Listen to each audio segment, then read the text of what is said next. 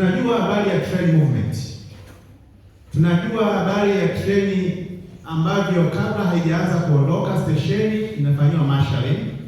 Baada ya kufanyiwa marshalling, inapangwa kwa ajili ya kuondoka, inaombewa line clear. Hiyo line clear ikishaombwa, treni inatoka stesheni A kwenda stesheni B. Humu njiani kuelekea kwenye stesheni B inakuwa kuna some process mbalimbali nyingi. Hiyo michakato tutajifunza zaidi kuona ambavyo inavyokuwa kupitia hii forum ya leo, na ikifika kule station B inapokelewa, inaitwa reception. Kwa hiyo kuna dispatch, kule kuna reception, na hapa katikati ni on transit. Kwa hiyo kuna issue za train ikiwa at station, kuna issue za train ikiwa on transit, na kuna issue za train zikiwa at destination. Mambo yote yale yanachagizwa na events mbalimbali ambazo zinapelekea utolewaji wa warning order. Ama kwenye ku receive au ku dispatch kuna some issues au train movement en route. Kwa makini tutapita humo kwenye kila eneo, kila mmoja atakuwa anazungumza anavyoweza yeye, lakini uwe na muda wa kuchuja na kuchakata vitu kadha wa kadha na kuvitake notes. Itakusaidia wakati mwingine. Kwa hiyo nitakuwa moderator tu wa kugawa hii microphone kwa wanaokwenda kuzungumza, lakini kazi ni kwako na wazungumzaji. Karibuni sana members of the panel. Kwa wingi wenu nimefarijika kuona kwamba mko committed na seriousness ni kubwa sana kwenye issue za kitaaluma. Labda tupate nani wa kwanza mwenye kuongea wa kwanza. Karibu. Habari za muda huu tena. Tuko tunazungumzia mada yetu inasema warning order. Nani alishawahi kusikia neno warning order? Nenda pale unaweza kutuambia nini maana ya warning order? Kwa majina naitwa Tasiana Emmanuel Rafael, ni mwanafunzi wa Intel Level 5, idara ya usafirishaji. A warning order huwaga tunasema ni instruction given by station masters to train crew regarding the duties to be performed while en route. Vizuri sana.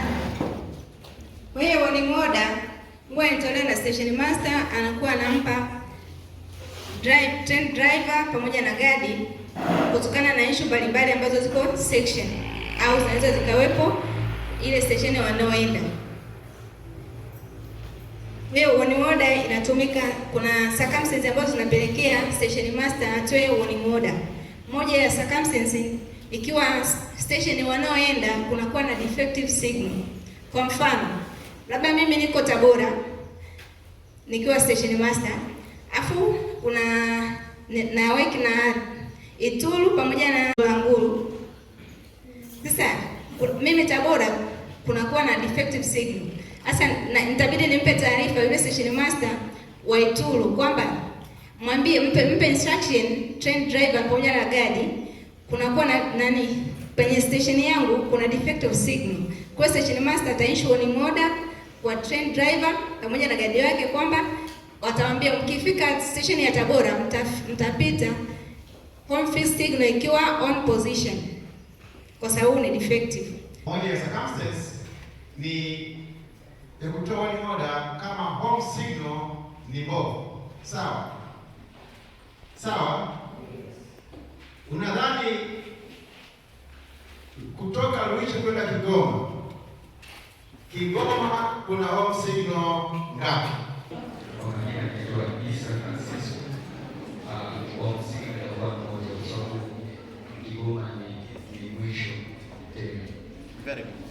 Makofi.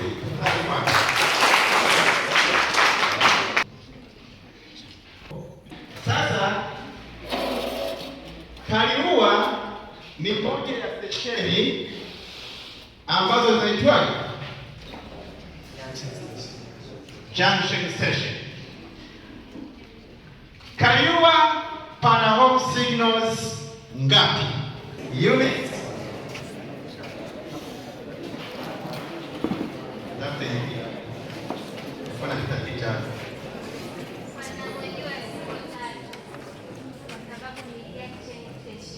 Hizo signals tatu upokea treni kutoka wapi na wapi? Karibu. Kwa majina naitwa Maria Maru. Nitapokea treni kutoka Tabora, Kigoma na Mpanda. Kwa kuwa ni junction, kuna njia ya kwenda Kigoma, kwenda Mpanda na kuja Tabora. Kilosa ni junction station pia, sio? Inapeleka treni Kidatu, inapeleka kuja bara na kuelekea Dar es Salaam pale Kilosa.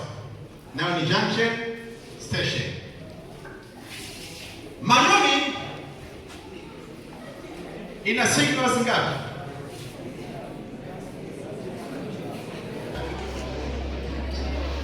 Tatu. Pokea treni wapi na wapi?